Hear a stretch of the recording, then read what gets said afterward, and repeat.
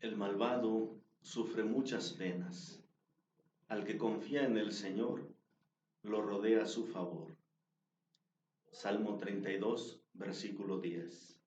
Hermanos y hermanas, bienvenidos. Soy Padre Martín Solórzano, de los Misioneros Apóstoles de la Palabra.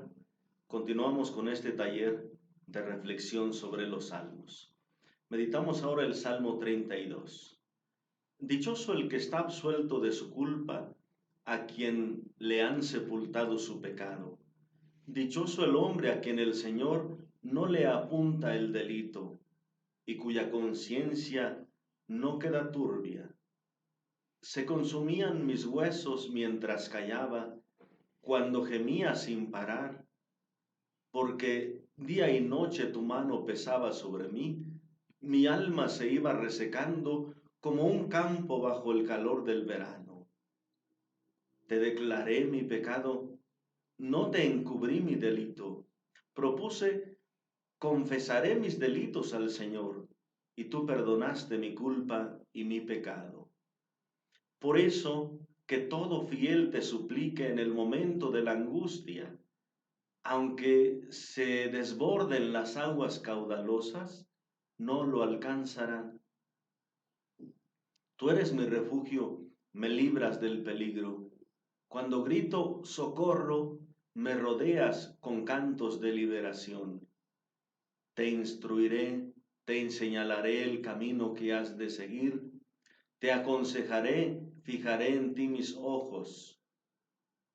No sean como caballos o mulos irracionales, cuyo brío hay que domar con freno y brida. El malvado sufre muchas penas.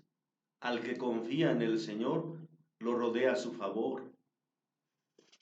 Festejen al Señor los honrados.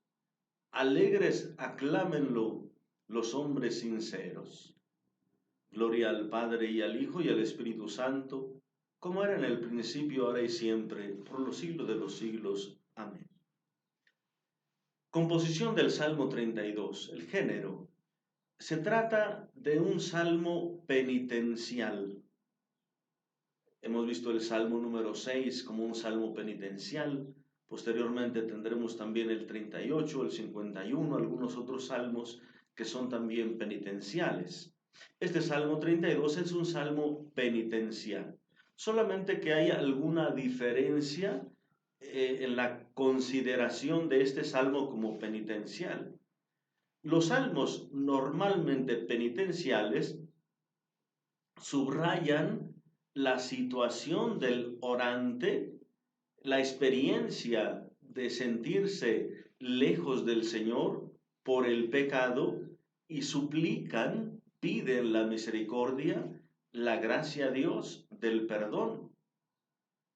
Este Salmo 32 sí es un salmo penitencial, pero esa situación de dolor, esa situación de dificultad que experimentó el salmista por su pecado, se cuenta ahora como algo ya pasado. Por lo tanto, el salmista ya ha recuperado su gracia con Dios, ya está en paz, ya se ha reintegrado a la asamblea, a la comunidad litúrgica y recuerda la experiencia que vivió. Y de alguna manera, al tratarse de un salmo penitencial, pero que ya se cuenta en un tiempo posterior como una experiencia, pues va adquiriendo también ya un sentido más sapiencial, más reflexivo. Ya se toma la experiencia, pero no como para compartir lo que se está viviendo en ese momento, sino algo que ya se experimentó y de lo cual se aprende para ayudar a otros también en su caminar. Estructura del Salmo 32. Vamos a ver 6 partes distintas. Los versículos 1 al 2 es como una introducción general en forma de bienaventuranza. Ahí empieza también la parte sapiencial, un poquito de reflexión en forma de bienaventuranza. Luego los versículos 3 al 5 son el relato de la experiencia pasada, la experiencia que vivió el salmista en su dolor. Ahí viene igual el versículo 5, la confesión del pecado y el perdón de parte de Dios. Y luego el versículo 6, una aplicación general. A partir de la experiencia del orante, se hace una aplicación general, algo que tienen que aprender todos también, otro toque pequeño sapiencial. Versículos 7 y 8, una descripción de la acción protectora de Dios. ¿Cómo es Dios? ¿Cómo salva? ¿Cómo protege? Y luego los versículos 9 y 10, otra reflexión sapiencial que invita a la sensatez, a la prudencia. Para culminar con el versículo 11, otra aplicación general a la alabanza, una invitación a la alabanza a toda la asamblea. Más o menos la estructura de este Salmo 32. Algunos recursos literarios, pues este aspecto de la bienaventuranza, que ya vamos a comentar ahora. Y luego, pues también insiste mucho la repetición del número 3, como algo propio también de la cultura hebrea, de la composición hebrea, que pues también la numerología es muy importante para ellos. Comentario al Salmo, versículos 1 y 2, una introducción general en forma de esta bienaventuranza. Ven el versículo 1, dichoso el que está absuelto de su culpa, a quien le han sepultado su pecado. Versículo 2, dichoso el hombre a quien el Señor no le apunta el delito y cuya conciencia no queda turbia. El perdón es fuente de gozo, es fuente de alegría y de bienaventuranza. Hemos escuchado nosotros en algunas otras ocasiones, hemos leído también, incluso cuando nosotros leemos el Evangelio, hay un pasaje que llamamos propiamente las bienaventuranzas, porque es una serie de sentencias, de frases que inician con esa palabra. Bienaventurados o felices o dichosos los pobres de espíritu, porque de ellos es el reino de los cielos. Dichosos los limpios de corazón, porque verán a Dios. Bienaventurados los misericordiosos, porque alcanzarán misericordia. Bueno, ahí es una serie de bienaventuranzas que están reunidas, pero hay muchos otros pasajes de la Biblia donde aparece también una serie en forma de bienaventuranza. Es toda esa frase, una enseñanza encerrada en una pequeña frase que inicia o por lo menos contiene esa frase. Bienaventurado el que, dichoso el que, como el inicio del Salmo 1. Dichoso el que no va a la reunión de los malvados, etcétera, etcétera.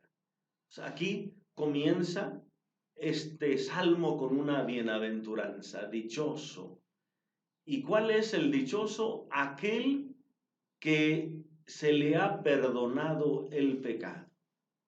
El perdón de Dios es fuente de alegría, de bienaventuranza, de dicha, de tranquilidad. Entonces, para el salmista, para el orante, es importante que recibir una gracia de Dios le hace a la persona dichoso. Ser alguien especial, alguien feliz, alguien agradecido por Dios por haberle recuperado la paz, por haberle concedido el perdón, por haberle quitado el peso de la culpa, del pecado. Absolver, sepultar, no anotar. Son tres, aquí está la repetición del número 3, tres frases que hablan sobre el perdón de Dios. Vean, dichoso el que está absuelto de su culpa, absolver la culpa. A quien le han sepultado su pecado y al que no le apuntan el delito. ¿Ven? Absolver, pues significa liberar de una pena, de un castigo, de una condena, de un peso. Estás absuelto, ya no hay delito, hay una declaración de que ya no debes nada, estás libre. A quien le han sepultado su pecado significa esconder, ya murió el pecado, ya se enterró, ya se sepultó, ya se ocultó, ya no se ve. O sea, ya no está el pecado ahí acechando constantemente. Y luego, al que no le apunta el delito. Este es un poquito más bien un sentido comercial. Cuando una persona adquiere una deuda, pues se anota, como en una tienda, por ejemplo, alguien saca algo fiado y pues hay una libretita para anotar al deudor. Entonces el que debe algo por su pecado, pues tiene ahí un nombre que está escrito en un cuaderno de deudas.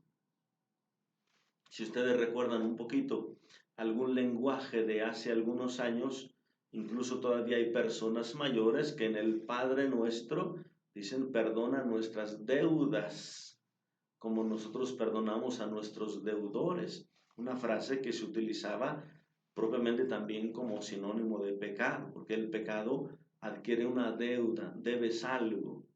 Entonces se anota, pero cuando ya se paga, se borra ese nombre de la lista. Entonces el Señor borra, o sea, ya no hay delito anotado. Entonces son distintas frases para decirnos que el pecado ya no está presente, está absuelto, o cuando más bien se habla dichoso aquel que no tiene anotado su pecado, que se le ha perdonado, que se le ha sepultado.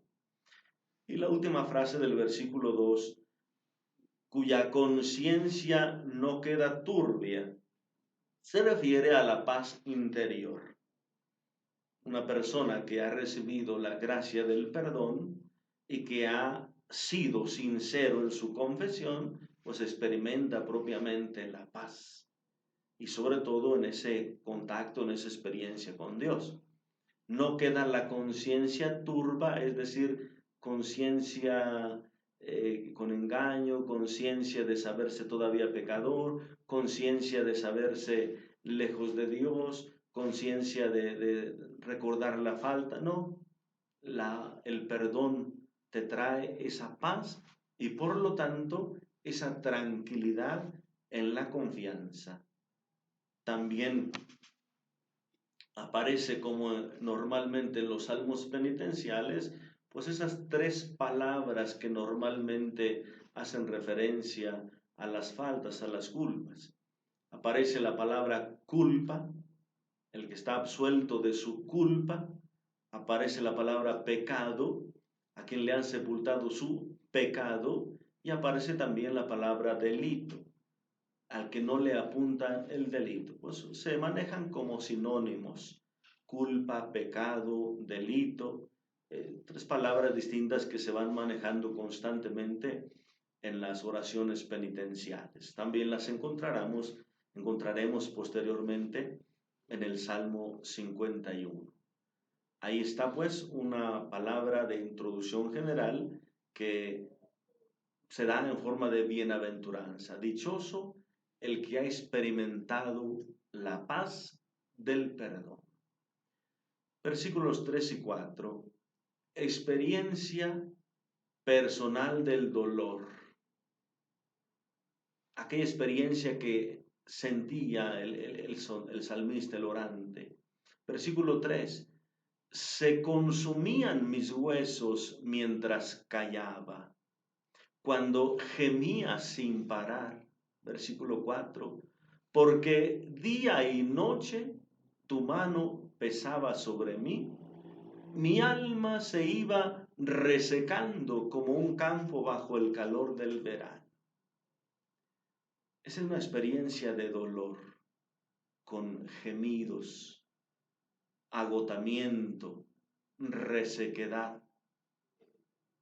Los gemidos, pues, son de alguna manera como la expresión propia del dolor, cuando a veces incluso, pues, no hay palabras que puedan describir lo que se está experimentando, a veces por la dificultad de pronunciarlas y a veces por la dificultad de que una palabra no puede expresar toda una experiencia.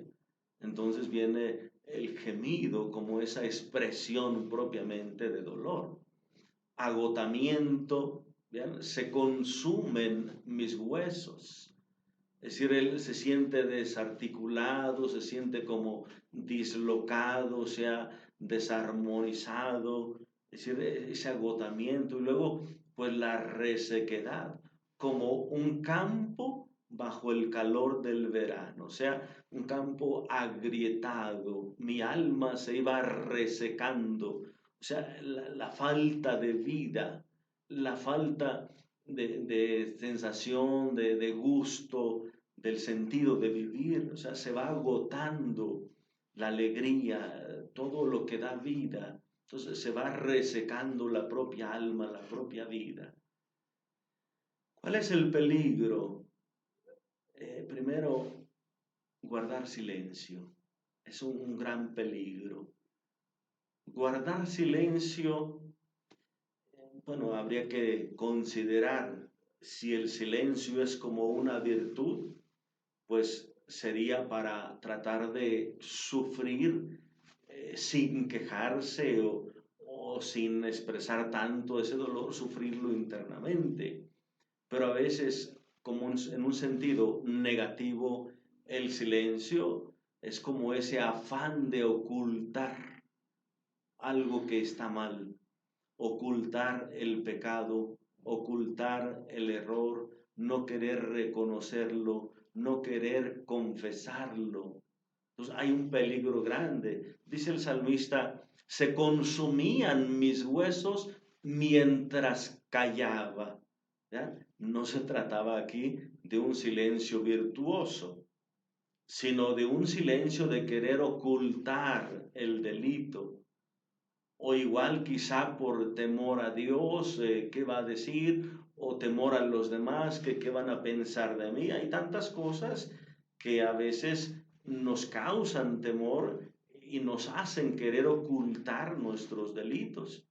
Pero eso no da paz, no da tranquilidad. Es el orante, se consumían mis huesos cuando yo callaba, cuando entonces pues yo gemía todo el día sin parar.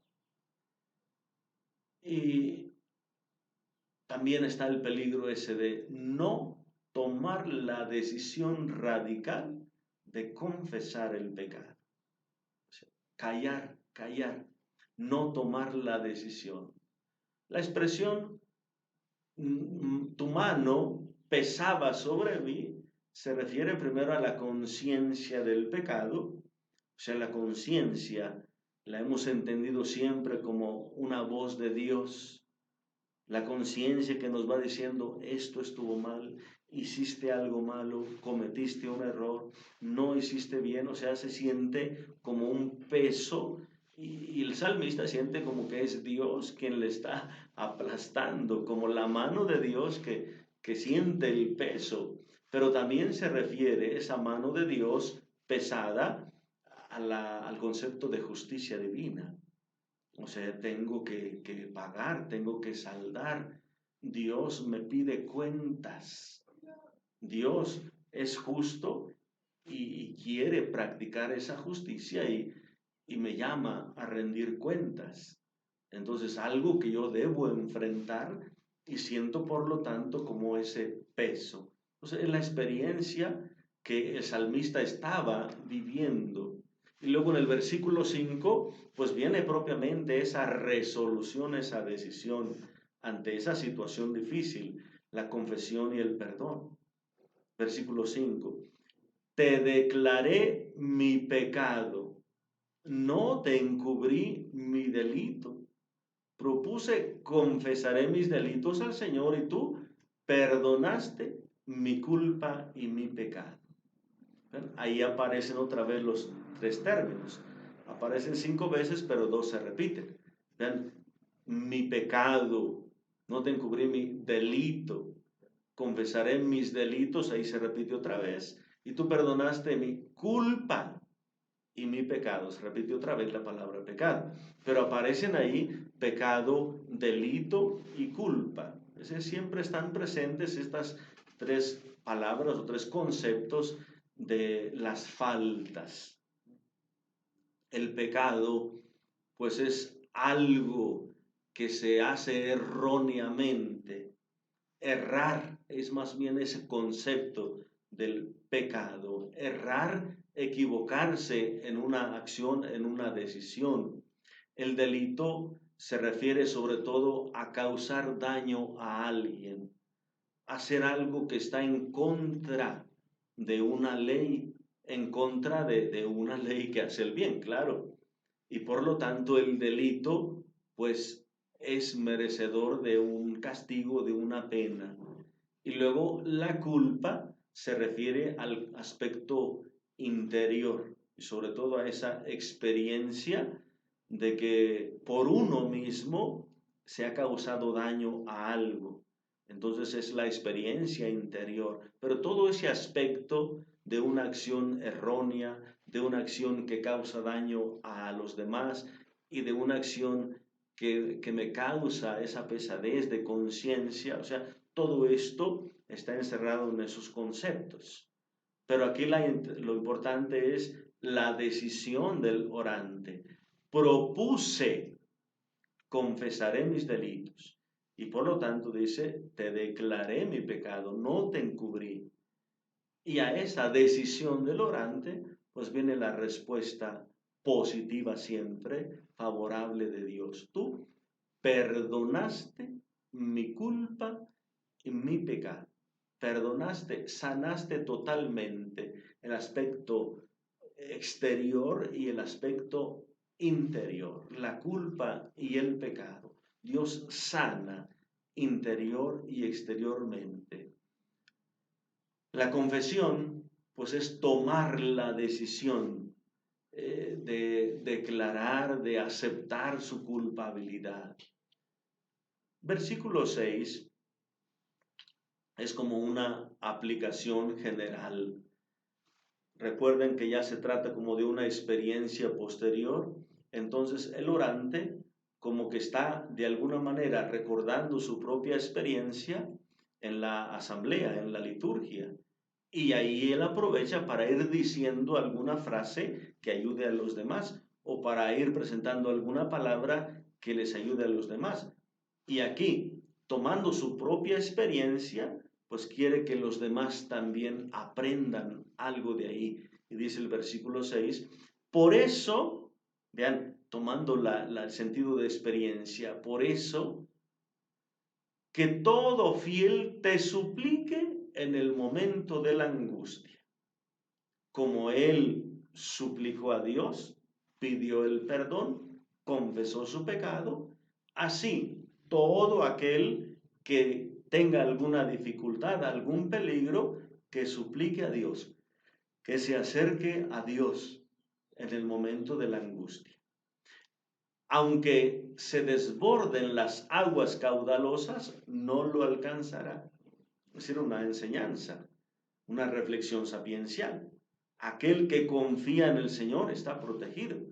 Aunque los problemas, dificultades sean tan grandes como aguas caudalosas, no lo alcanzará, porque Dios lo elevará sobre una roca, porque Dios lo subirá sobre la montaña, porque Dios lo protegerá con sus alas, etcétera. Estará cubierto por Dios. Entonces, una aplicación general para que, así como él en su angustia recurrió al Señor, también puedan hacerlo los demás. Versículos 7 y 8, una descripción también ya en la liturgia sobre la acción liberadora de Dios. ¿Quién es Dios? ¿Cómo es Dios?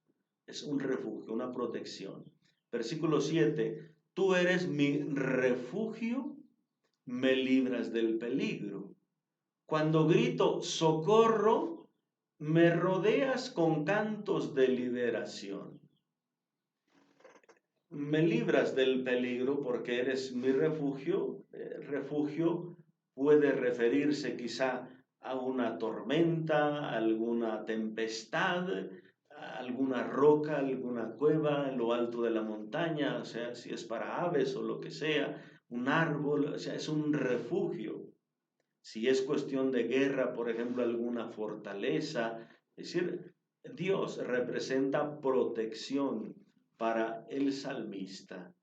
Cuando él grita socorro, cuando pide auxilio a Dios, Dios rodea con cantos de liberación. El rodear significa proteger. Muchas veces el salmista se siente rodeado por el peligro, incluso aplastado por esas aguas caudalosas, un poquito la imagen que se presenta aquí, pero cuando Dios lo perdona, lo libera, lo protege, él se siente abrazado por Dios, protegido por Dios. Entonces me rodeas, no hay ningún lado por el cual me pueda llegar el peligro, porque Dios me rodea totalmente. ¿Con qué me rodea? Con el triunfo. Cantos de liberación significa, imagínense, ya estoy en casa, ya estoy en el templo, ya estoy con Dios alabándolo. Entonces ya he sido liberado, ya el Señor me ha protegido, me siento tranquilo, ya sin temor. Y viene la liberación en cantos, en alabanza, en la asamblea. Me rodeas con cantos de liberación. Versículo 8. Te instruiré, te señalaré el camino que has de seguir, te aconsejaré, fijaré en ti mis ojos. Es Dios el que toma la palabra aquí. Primero, el salmista, acuérdense que está hablando a la asamblea, está hablando a la comunidad y le está contando la experiencia que vivió con Dios. Cómo el salmista sufrió, cómo vivía con su pecado y cómo propuso confesarse. Pero aquí ya se dirige a Dios también. Tú eres mi refugio en el peligro. Cuando grito socorro, tú me rodeas, me cubres. Y ahora Dios le habla a él en sentido de sapiencial. Te instruiré, te señalaré el camino, te aconsejaré, fijaré en ti mis ojos. ¿Por qué Dios le habla con estas palabras de instrucción en el caminar?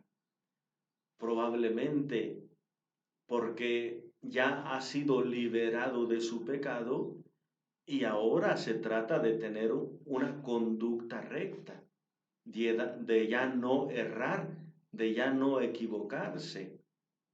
Si recordamos un poquito aquellas palabras de Jesús a aquella mujer que sorprendieron en adulterio, yo no te condeno, no peques más.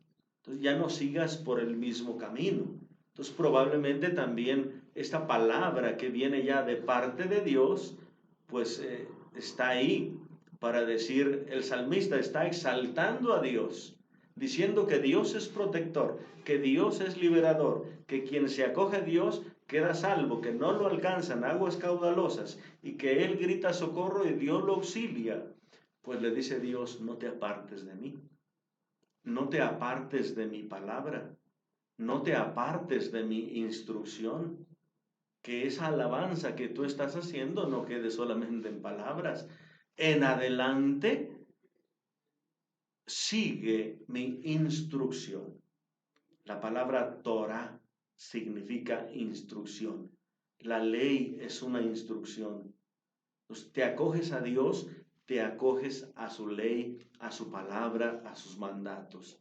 Y esos son los que te van a instruir en tus caminos. Te señalaré el camino que has de seguir con mi palabra.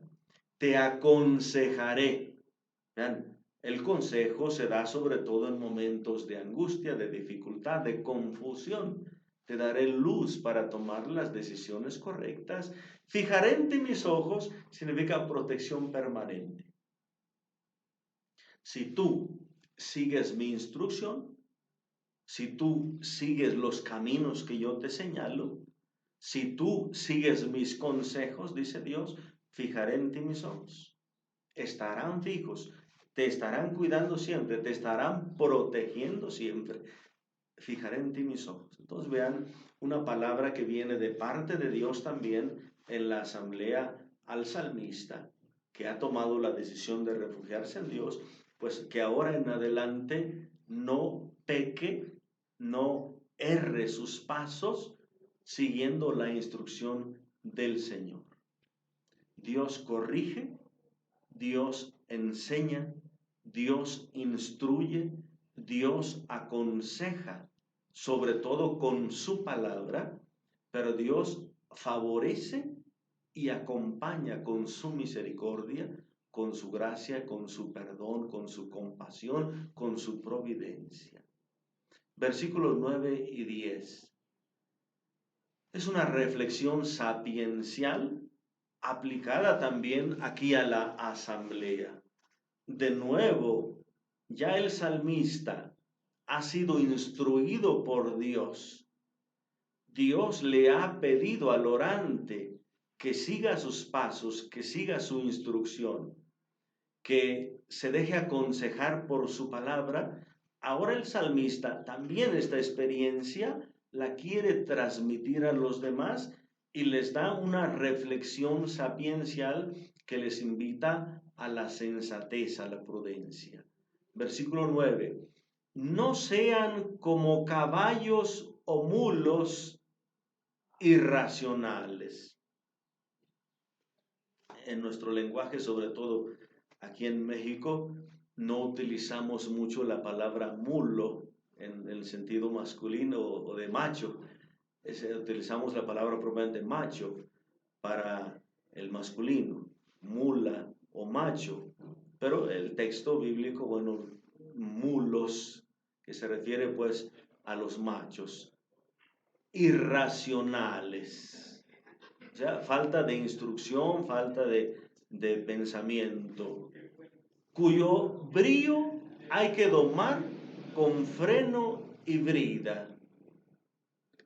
Brida se refiere también a la cuerda que le ponen al bocado o a la mordedura que se introduce en la boca del animal para poderlo detener, pero cuyo brío hay que domar con freno y brida. Entonces, no sean irracionales, no sean, pues, valga la palabra media fea, pero brutos, como solemos decir. ¿A qué se refiere este aspecto?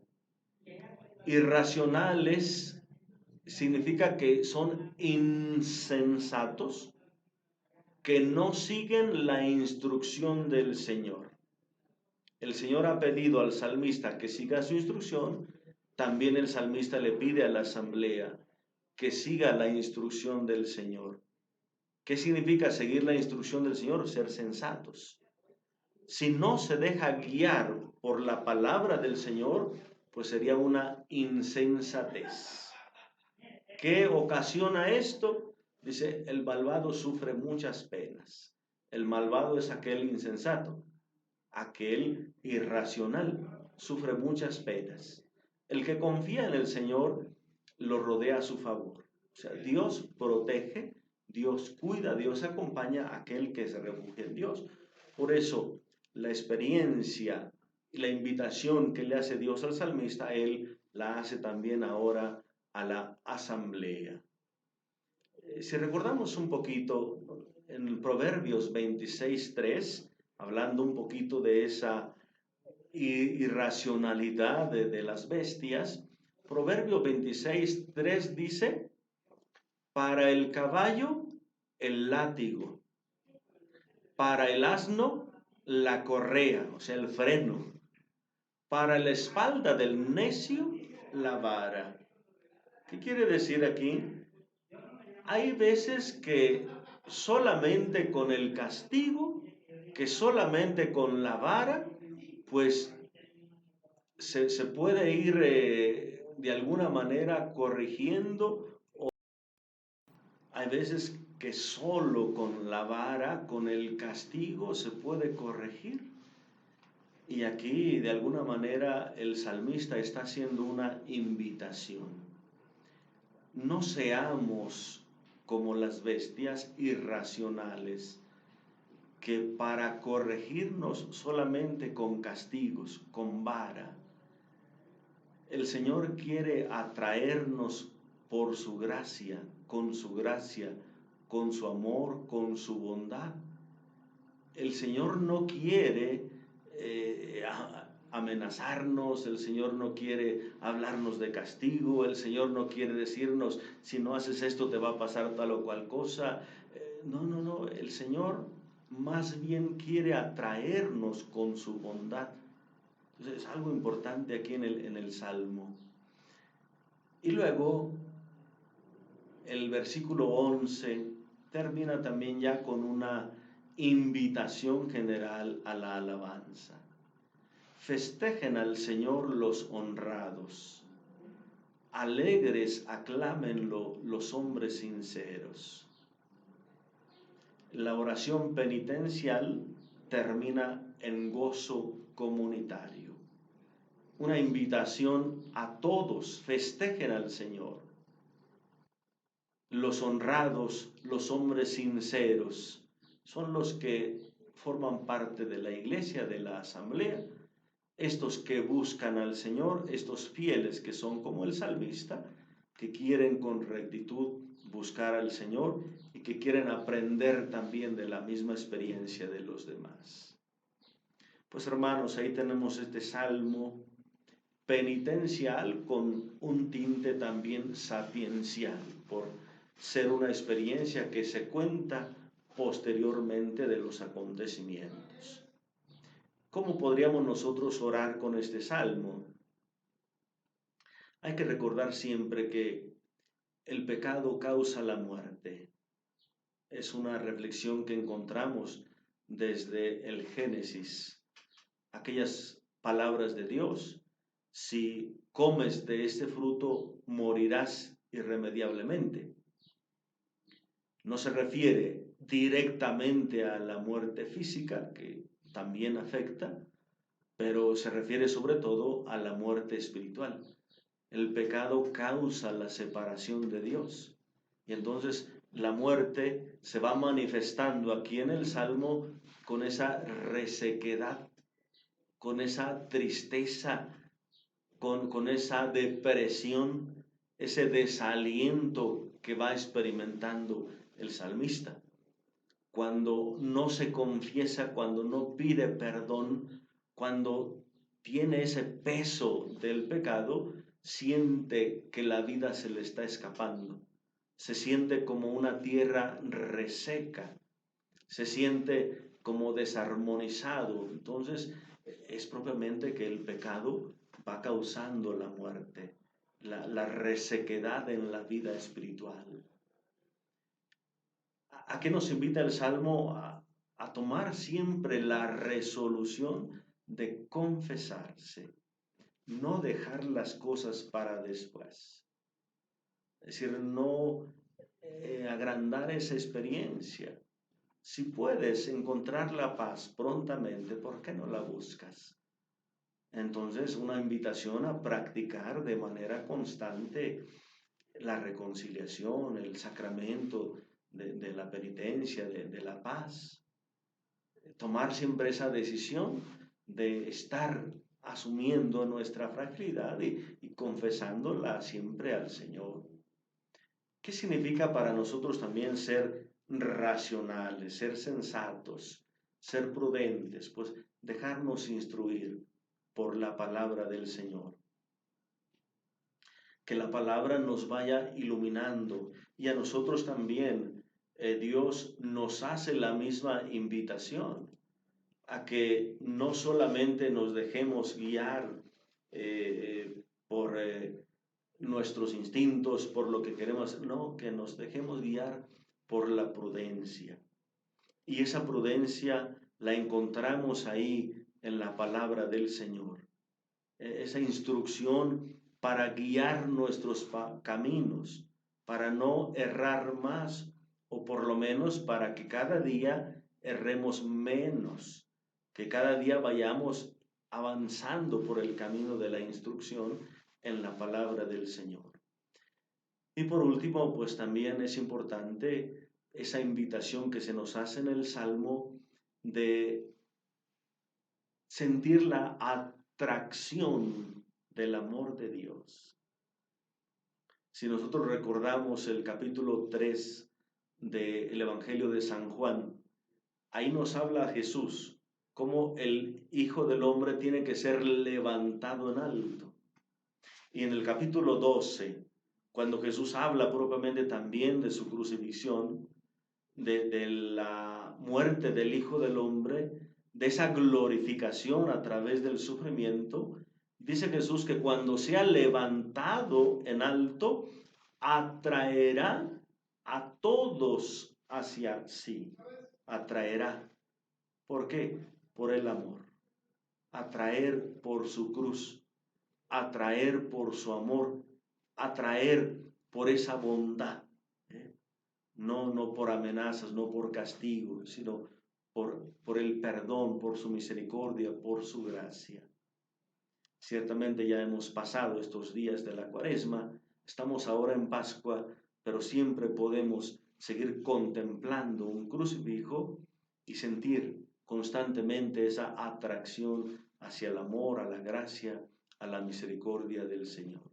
Pues queridos hermanos, muchas gracias por su atención, por continuar con la meditación de estos salmos. Compartan con otros hermanos que también sientan ustedes que les hace falta. Compartan estos videos para que muchos también puedan seguir meditando los salmos. Que Dios les bendiga abundantemente. En el nombre del Padre, y del Hijo, y del Espíritu Santo.